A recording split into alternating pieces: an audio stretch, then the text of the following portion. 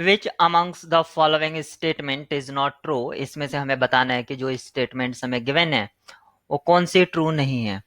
तो यहाँ पर देखिए जो ए ऑप्शन है, a sequence can not converge to more than one limit, ये बात आपकी एकदम सही है और इसे एज ए थ्योरम यूज कर सकते हैं हम कि उसके कोई दो लिमिट नहीं है। अगर हम ऐसा अज्यूम कर लें कि अगर उसकी दो लिमिट सपोज करो एल और एल डैश एग्जिस्ट कर रही हैं, ऐसा सपोज कर लें, तो हम फाइनली क्या प्रूव करेंगे, L equal to L dash. और ये वाला प्रूफ आपको बार्टल बुक में दे भी रखा है रियल एनालिसिस में।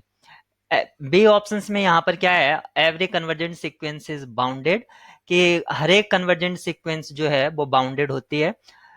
ये आपका ये भी स्टेटमेंट आपका ट्रू है और इसका भी प्रूफ आपको उस बुक में मिल जाएगा, एज ए इसको थ्योरम यूज कर सकते हैं। सी पार्ट में आपको गिवन है, तो पहला आपका सही है, बी पार्ट आपका सही है, तो दोनों ही डिजायर्ड नहीं है।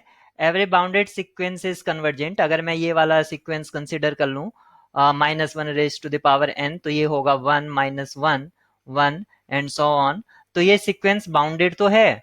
सपोज करो अल्फा मैं चूज कर लेता हूँ ग्रेटर देन 1 या कुछ भी, 5 चूज कर लेता हूँ, तो ये सारी की सारी टर्म्स इससे लेस देन हो जाएंगे, तो बाउंडेड तो है लेकिन कन्वर्जेंट नहीं है, क्योंकि इसकी दो सब सीक्वेंसेस जो एक इवन टर्म से और टर्म से जो जनरेट हो रही है वो आपस में डिफरेंट डिफरेंट लिमिट पे जाती हैं।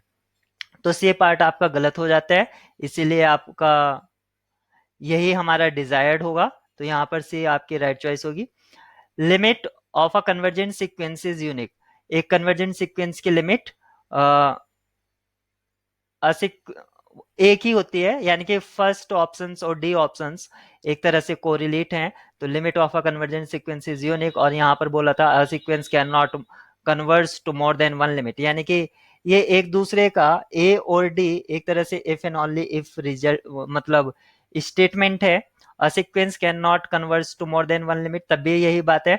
Limit of a convergent sequence is unique, तब भी यही बात है।